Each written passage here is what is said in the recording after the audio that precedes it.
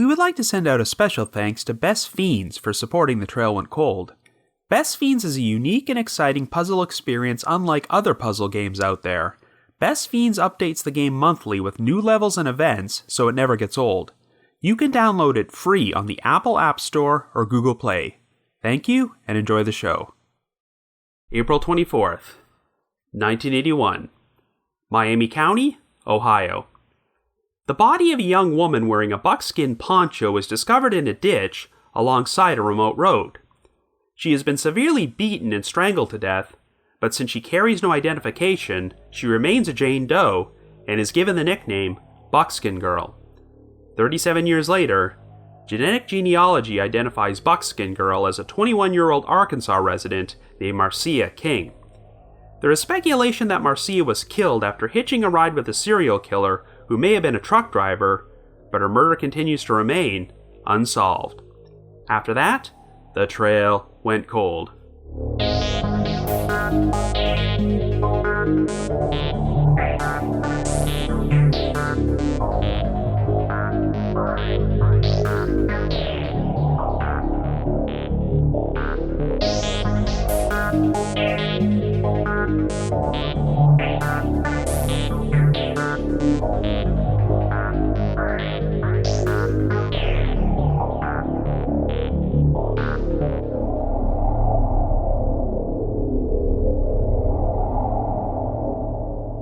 Hello everyone, and welcome to our latest episode of The Trail Went Cold.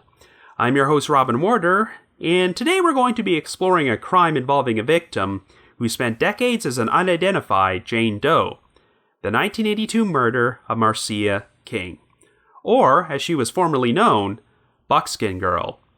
I was recently going through my massive list of case suggestions and noticed that during the first 2 years of this podcast, I received multiple requests to cover the Buckskin Girl case.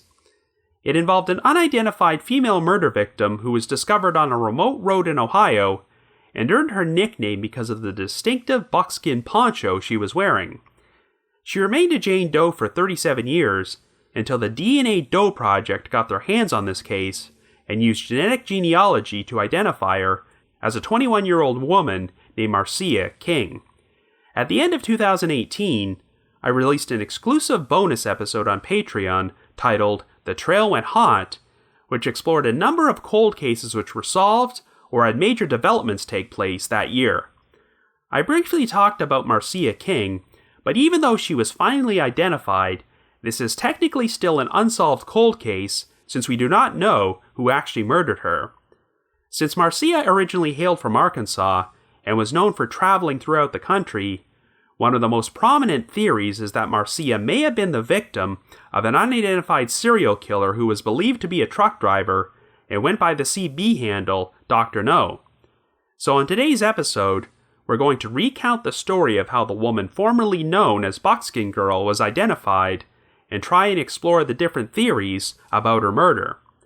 However, before we get started, just a quick reminder that The Trail Went Cold is a weekly podcast, which is currently available for download on several platforms, including Apple Podcasts, Stitcher, Google Play Music, and Spotify. So if you like this podcast, be sure to subscribe to it, and please leave us a rating or review on any of those sites to help spread the word and garner us more exposure.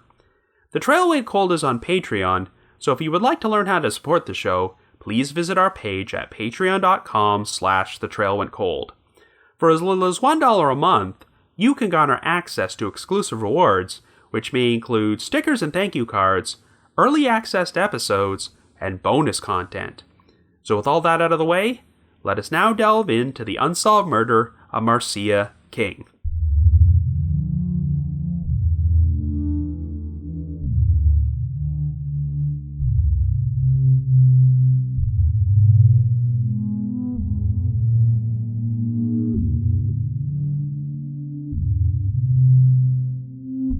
Our story begins in Miami County, Ohio in 1981. On April the 24th, 3 men were driving on Greenlee Road, located in a rural area in Newton Township near the town of Troy, when they noticed what appeared to be a tasseled buckskin poncho lying in the ditch. This prompted them to pull over, but when one of the men went over to look at the poncho, he yelled out, quote, "Oh my God, there's a woman in that coat. It turned out the poncho was being worn by a deceased young white woman who appeared to be between 18 and 26 years old and was lying in the ditch.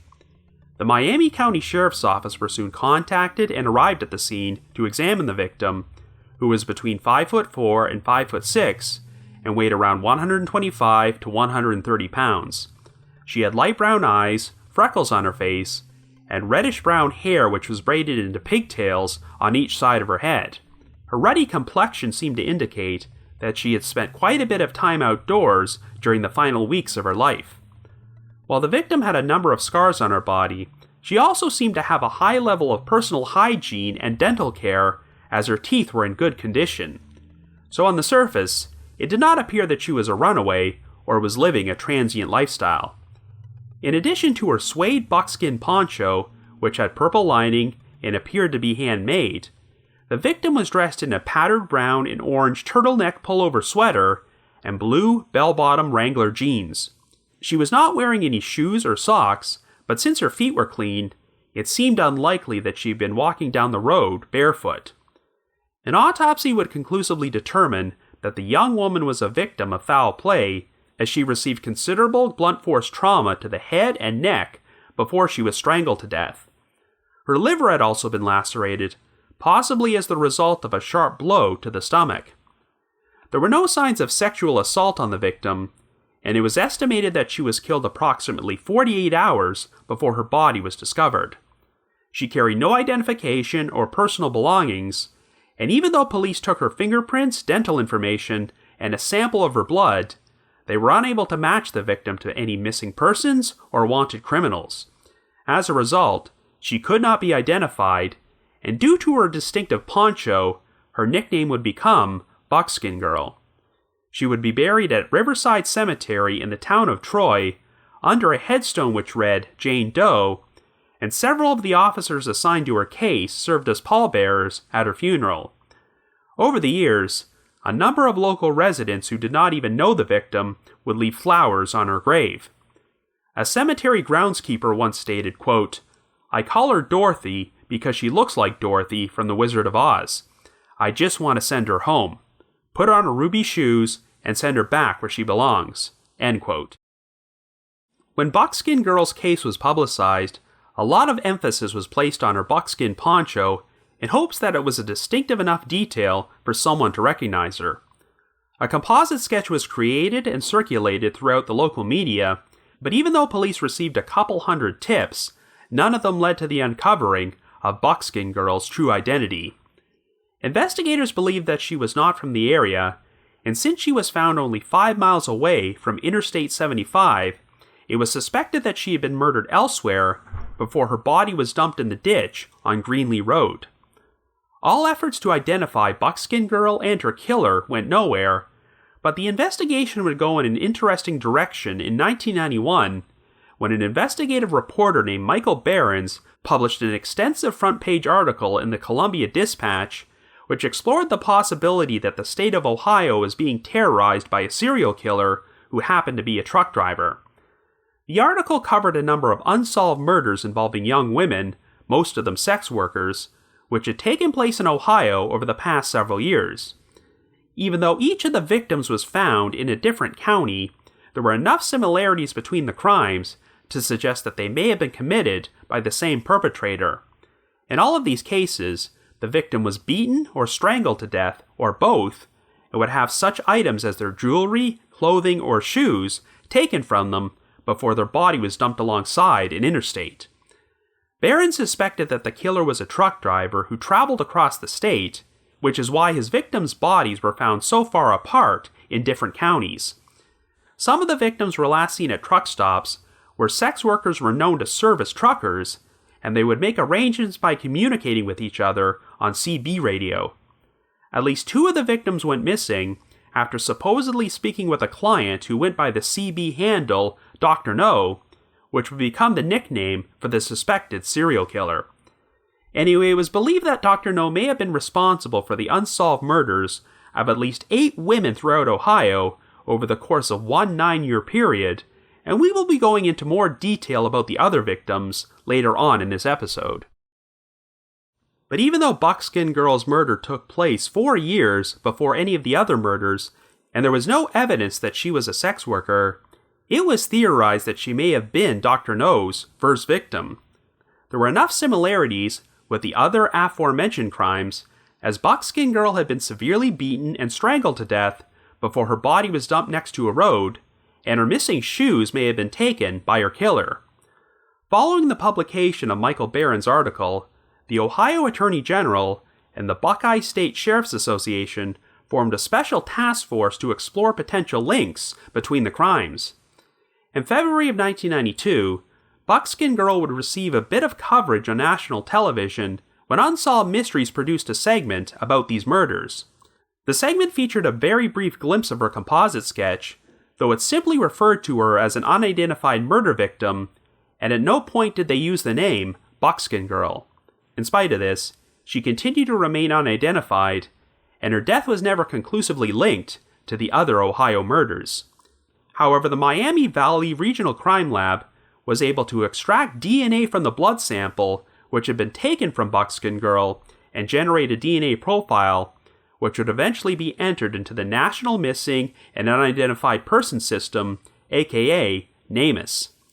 I'm sure most of you listening are already familiar with NamUs, but it was still in its infancy at that time, and Buckskin Girl was one of the very first Jane Does to be entered into their database. Over the years, having this information on file would help rule out a total of 226 missing females as being Buckskin Girl. In 2016, an isotope analysis was performed of the victim's hair and fingernails to determine that she had spent a good chunk of the last 4 months of her life in the southeastern and southwestern United States before she wound up dead in Ohio, lending credence to the theory that she was not from the area.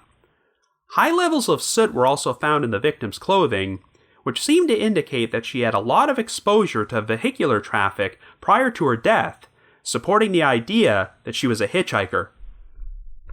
When Buckskin Girl was entered into NamUs, her case was eventually assigned to a forensic anthropologist and biology professor named Dr. Elizabeth Murray.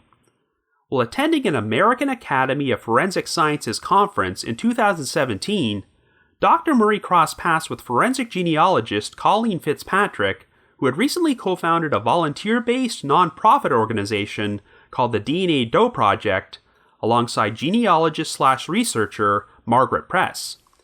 In what Dr. Murray would describe as quote-unquote revolutionary and groundbreaking work, the DNA Doe Project was planning to use genetic genealogy to identify John and Jane Does, and Buckskin Girl would be their very first success story. Even though a vial of Buckskin Girl's blood was saved in a lab for nearly 37 years, it had not been refrigerated, so the DNA wound up becoming degraded and lost 25 to 50% of its markers. Nonetheless, there was still enough usable DNA to make the process work, so Fitzpatrick and Press uploaded it to the website GEDmatch, a public database used by genealogists to search for family trees. Within hours, the DNA wound up generating a close match on Ancestry.com to a first cousin who was once removed from the victim. This prompted the two women to explore her family tree until they found the name of a female whose status was listed as, quote, death unknown, missing, presumed dead. It wasn't long before a direct relative of this person was tracked down, who voluntarily provided a sample of their own DNA, which was sent to the Miami Valley Regional Crime Lab and compared to Buckskin Girl's DNA. It wound up being a match, so on April the 11th, 2018, the Miami County Sheriff's Office officially announced that Buckskin Girl had been positively identified as 21-year-old Marcia King. Marcia was originally born in Little Rock, Arkansas on June the 9th, 1959, and while her name was originally pronounced Marcia at birth, as she got older, she decided to change the pronunciation to Marcia, which is how her family would permanently refer to her. Marcia's parents, Jack Sossaman and Bonnie Bryant King, had 2 children together, Marcia and a brother named Danny, but they divorced shortly after Marcia was born. Jack subsequently remarried another woman named Cindy Carvey, and the couple had 2 girls and 2 boys together. Tragically, while he never stopped wondering what happened to Marcia, Jack died of cancer at the age of 77 in January of 2018, only 3 months before his daughter was identified. Ironically, Jack's obituary states that following his retirement, he began to enjoy genealogy. By this point, Marcia's brother Danny, as well as one of her half-brothers James, had also passed away. No one from Marcia's family had seen her since 1980, and since she was technically a legal adult at the time they lost contact, no missing persons report was ever filed by the police. However, her mother continued to remain living in the same house where Marcia grew up, refusing to move or change her phone number on the off chance that her daughter might try to contact her again someday. Even though Marcia was from Arkansas, her family ultimately decided to keep her body buried at Riverside Cemetery in Troy, with her mother stating, quote, "She's lived here for 37 years, so this is where she should stay." However, a fundraising effort was held to replace her Jane Doe headstone with one which bore her actual first name, as well as the surnames for both her father and mother. It would read, Marcia L. Sossaman King. On July the 20th, a memorial service was held for Marcia at a chapel in Troy, which was attended by 9 surviving relatives and over 50 local residents. While speaking at the service, Marcia's stepmother, Cindy Sossaman, said the family took comfort in the fact that she died in a community which showed such consideration and dignity towards her, stating, quote, "Words don't describe the feelings we have for all of you, how you have loved her and taken her in your arms," end quote. Anyway, according to Cindy, Marcia had been diagnosed with a mental illness, but she would refuse to take her medication for it. At the time Marcia went missing, Cindy and Jack were living in Kansas, but during Marcia's last visit with them, they laid down the law and told her that if she wanted to stay with them, she had to take her medication. However, Marcia refused to comply and left, and this would turn out to be the last time they saw her alive. In spite of Marcia King's identification, the Miami County Sheriff's Office made it very clear that the case was not closed, and they were going to continue their investigation to find the person who murdered her. They attempted to backtrack her movements, as Marcia was known for traveling around the country and not settling in one place. Investigators spoke to at least 6 people who placed Marcia in her hometown of Little Rock just over 2 weeks prior to her death. She boarded a bus to Louisville, Kentucky on April the 6th, where she would spend the next few days staying with her aunt, and Marcia's paper trail would end with a receipt placing her in Louisville on April the 10th. At one point, Marcia had sent a letter to her mother from Pittsburgh, letting her know that she was happy and living with quote-unquote believers. It was believed that Marcia had become involved with the Way International, a non-Trinitarian religious movement which had a chapter in Little Rock. The Way's headquarters happened to be located in the village of New Knoxville, Ohio, only about 40 miles north from the location where Marcia's body was found, leading to speculation that she may have been traveling there when she was killed.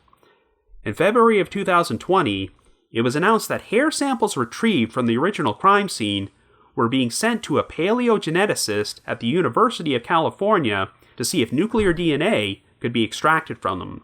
If the hairs did not belong to Marcia, then they could help create a DNA profile of her potential killer or someone else who was in her company prior to her death.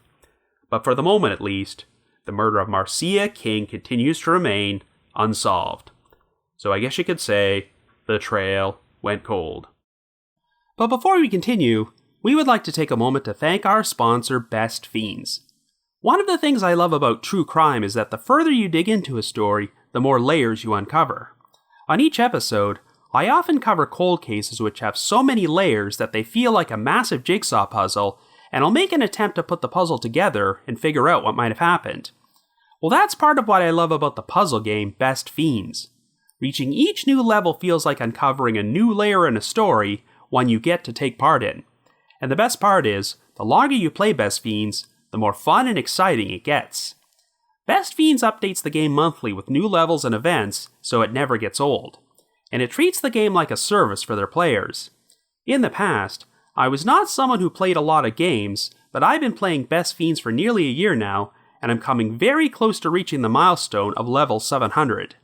I think playing for this long has helped me fine-tune my strategy so that I beat levels a lot quicker than I used to. Best Fiends also has a vibrant visual design with bright colors, which makes it a feast for the eyes, and it's a casual game which everyone can play. Best Fiends has thousands of levels already, with new levels, events, and characters added every month. It's hours of fun right at your fingertips, and you can even play offline. With over 100 million downloads and tons of 5-star reviews, Best Fiends is a must-play. So download Best Fiends free on the Apple App Store or Google Play. That's friends without the R, Best Fiends. Thank you, and enjoy the rest of the episode.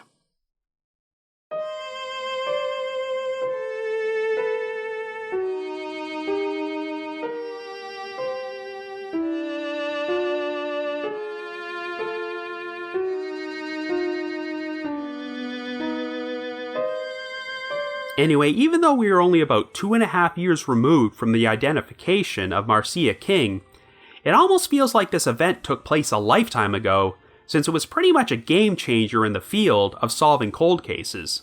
Back when this news broke in early April of 2018, I had not yet heard of the Jane Doe project or GEDmatch, but it would only be 2 weeks later when it was announced that GEDmatch had helped identify the Golden State Killer as Joseph James DeAngelo and led to his arrest, and well, that opened the floodgates. Once word spread that genetic genealogy was used to catch one of the worst serial killers of all time, the same method would be used to identify and/or arrest the perpetrators in a number of unsolved cold cases, many of which were decades old. And needless to say, using GEDmatch to identify Buckskin Girl almost immediately after uploading her DNA into their database really put the Jane Doe project on the map.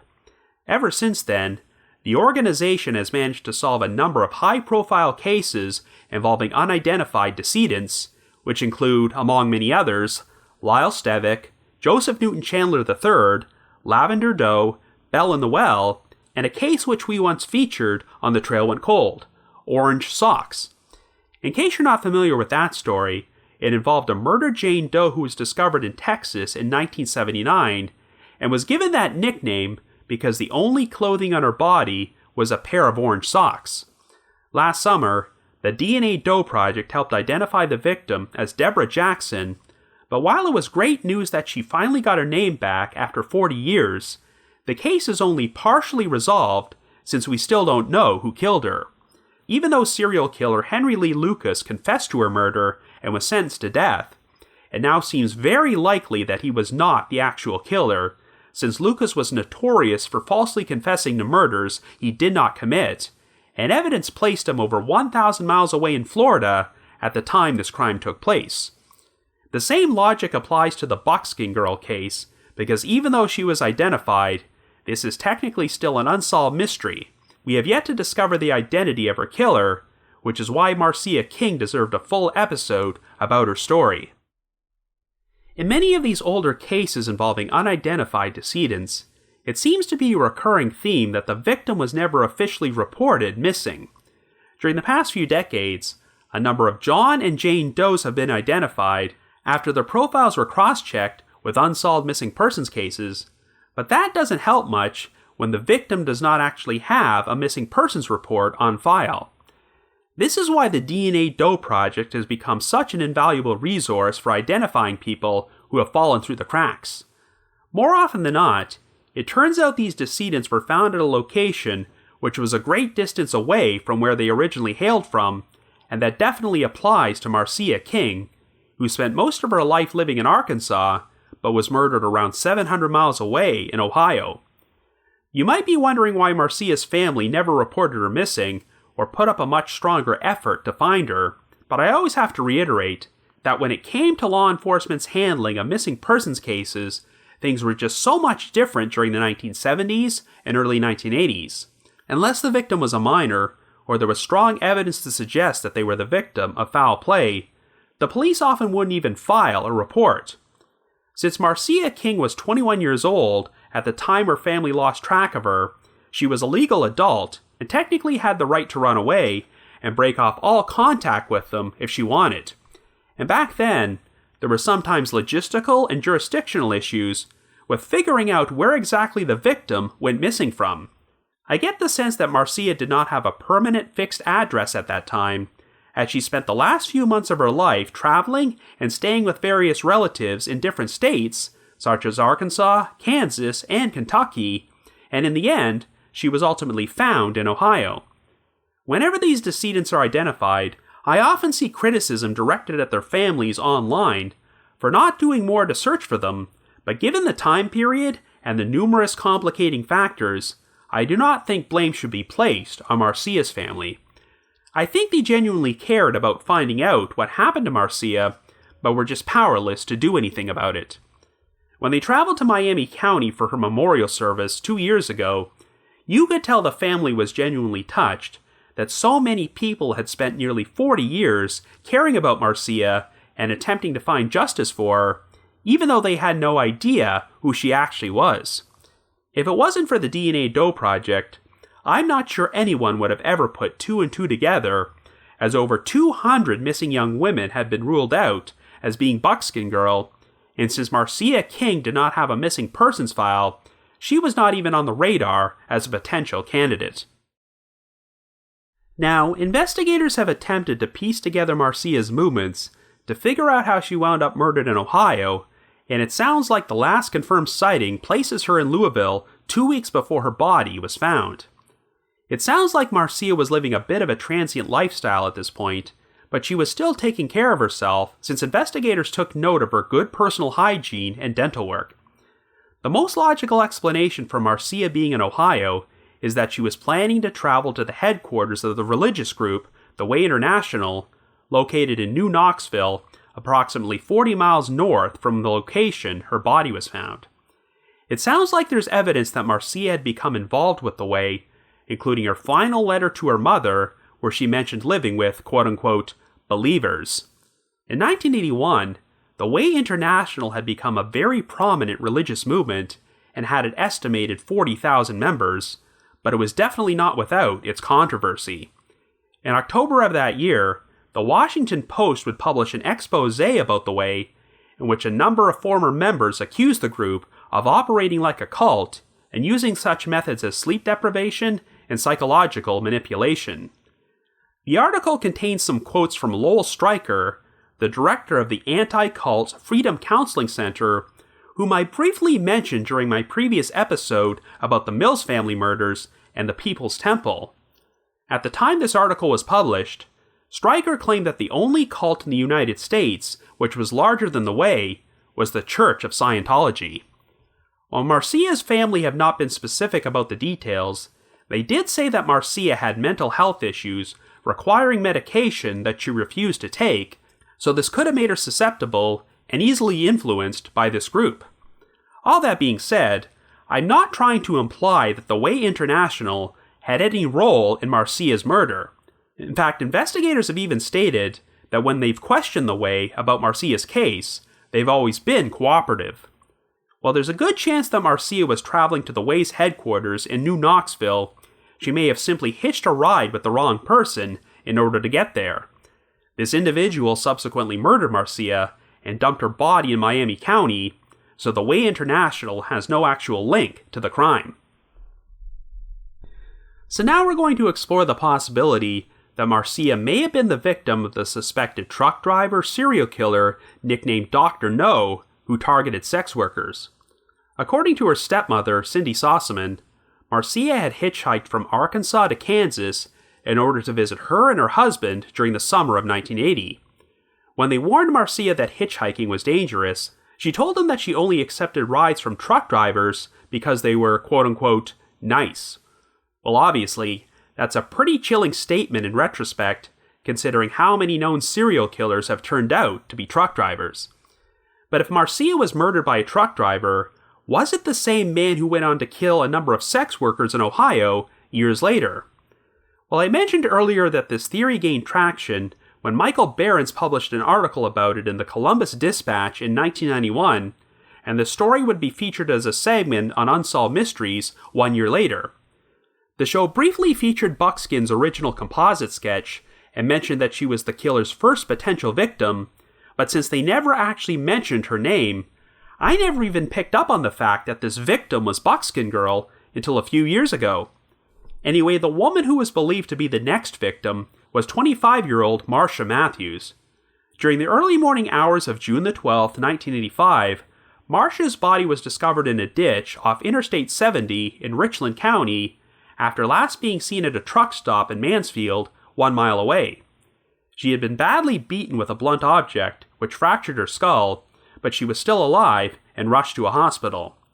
However, Marcia's brain damage from the attack proved so severe that she was no longer functional, so her family made the decision to take her off life support 2.5 days later.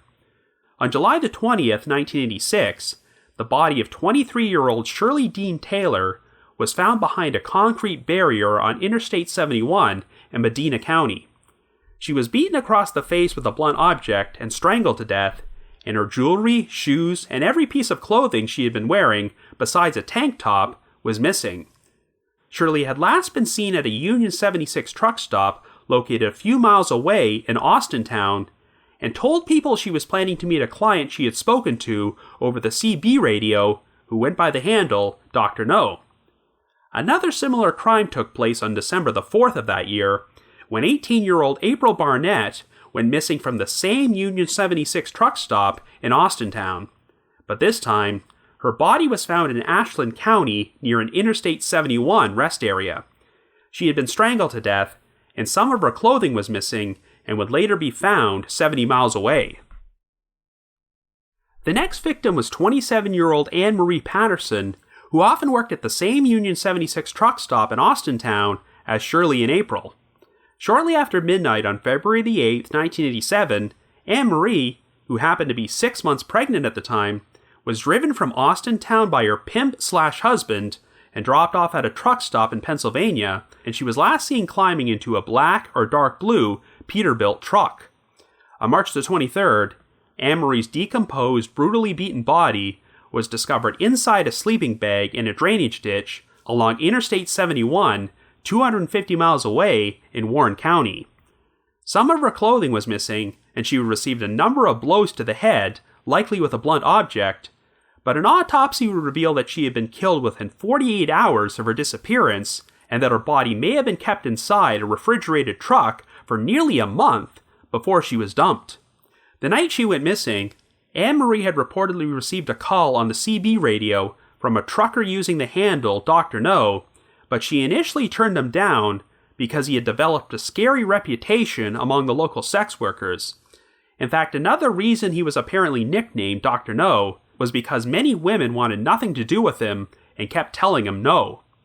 The night before she went missing, Anne Marie was arrested for loitering and solicitation, and allegedly told one of the officers that she knew the identity of the person who had been murdering sex workers at truck stops, but she was too scared to reveal his name. Over the next 3 years, there would be 3 more victims in Ohio, 2 of whom could not be identified for decades. On August the 10th, 1987, a young Jane Doe was discovered in Montgomery County at the bottom of a hill near an off-ramp to Interstate 70, just outside the town of Englewood. She had also been strangled to death, and some of her clothing was missing. It was not until 2010 when DNA testing identified the victim as 21-year-old Paula Beverly Davis, who had gone missing from Kansas City, Missouri. On April the 19th, 1990, another unidentified woman was found at a truck stop off Interstate 70 in Licking County. She had been beaten on the face and neck with a blunt object, and once again, some of her clothing was missing. She would remain a Jane Doe until 2016, when DNA testing finally identified her as 29-year-old Patrice Corley, who had gone missing from Louisville, Kentucky.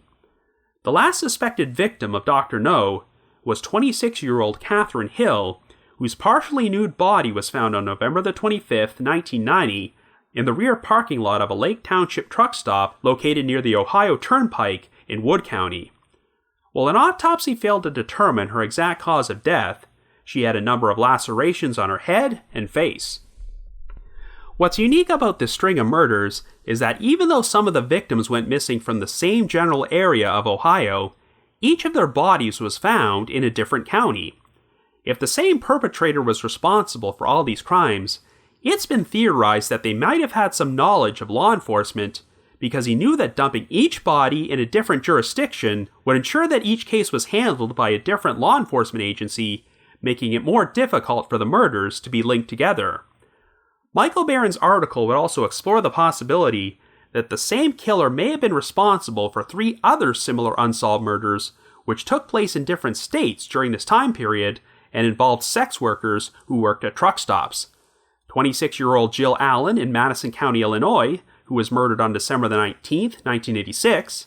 19-year-old LaMonica Cole in Bedford County, Pennsylvania, who was killed on November the 22nd, 1987. And 31-year-old Terry Rourke, who was murdered in Saratoga County, New York, on March the 29th, 1988.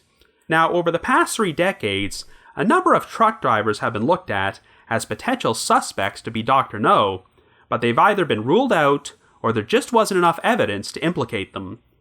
An interesting development took place in February of 2019 when DNA testing linked Samuel W. Legg III, a 49-year-old truck driver from Arizona, to the April 1992 murder of 43-year-old Sharon Lynn Kadzierski, who was beaten with a blunt object before her semi-nude body was found near the edge of a truck stop parking lot in Austintown. In what has turned out to be a recurring theme in this episode, Sharon spent 2 decades as a Jane Doe until DNA testing finally identified her in 2013. DNA testing has also apparently linked Legg to the murders of 3 other women, though the victims' identities have yet to be released publicly.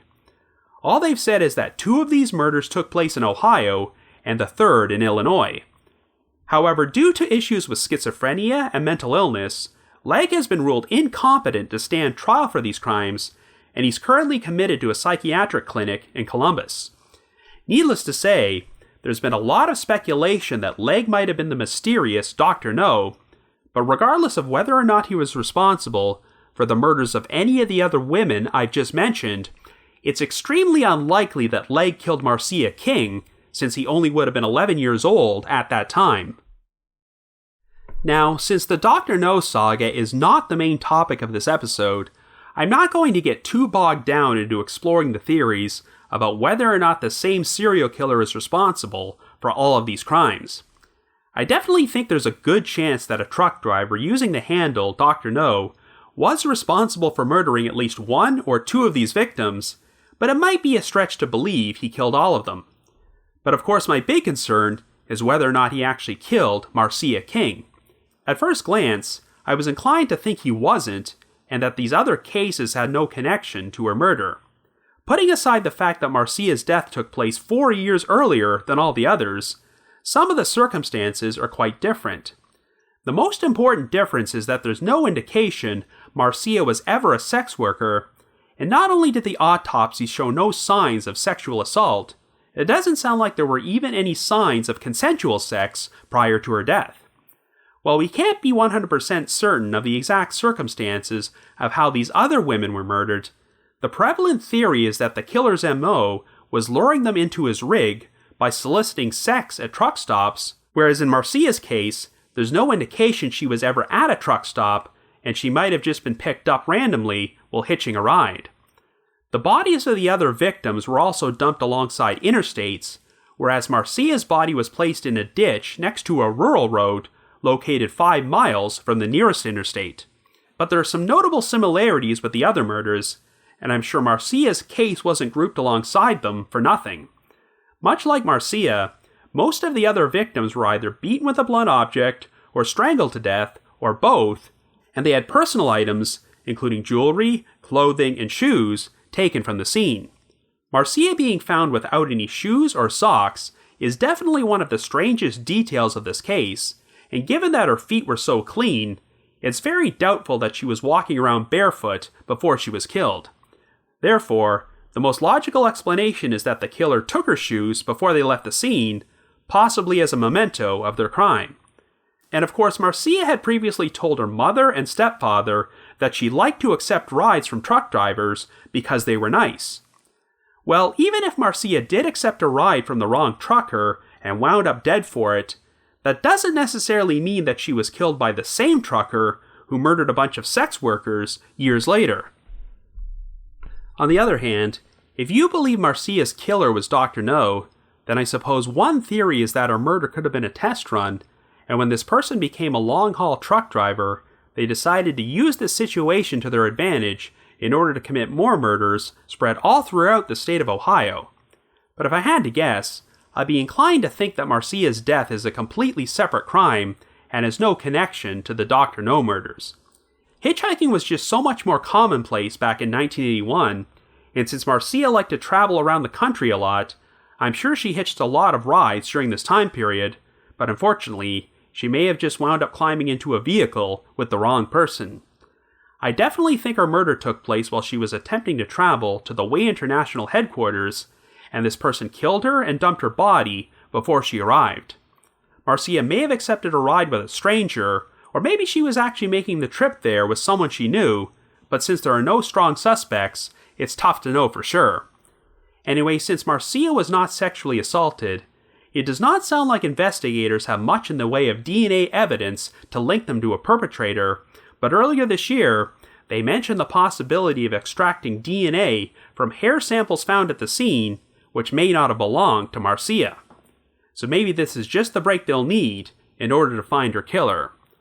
This case is nearly 40 years old, but hey, around this time 3 years ago, I might have said that the chances of uncovering Buckskin Girl's identity were not good, but the world of cold case investigations has changed in a big way since then. So if you happen to have any information on the unsolved murder of Marcia King, please contact the Miami County Sheriff's Office tip line at 937-440-3990. That's 937-440-3990. But if you just have your own thoughts about what happened, feel free to leave me a comment or send me an email to robin.warder@icloud.com. That's robin.warder@icloud.com. Another reminder that The Trail Went Cold is on Patreon, so please visit patreon.com/thetrailwentcold to learn how you can support our podcast and become eligible for some pretty neat rewards. We produced a bunch of exclusive bonus episodes for our patrons in tiers 2 and 3, and this past month, I released an episode about my top 10 favorite update segments from Unsolved Mysteries where cases were solved. And for our patrons in tier 3, I've also recorded another new audio commentary track which can be played over a classic episode of Unsolved Mysteries. So to learn more information, feel free to visit our Patreon page. I'd also like to give a shout out to our most recent listeners who have signed up with us on Patreon this week, and they are Nisa, Kazmek, Becky D, Douglas, and Sarah M.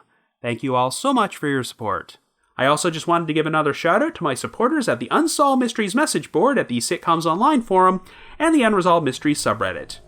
I need to provide a big thanks to McGill Foote, who edits and assembles this podcast together for me, and Vince Nitro, who composes the eerie music you hear on every episode. If you haven't already, you can like us on Facebook, follow us on Twitter, or leave us a rating or a review on Apple Podcasts, Stitcher, Google Play Music, or Spotify. So have yourself a good week and join us next Wednesday for another brand new episode of The Trail Went Cold.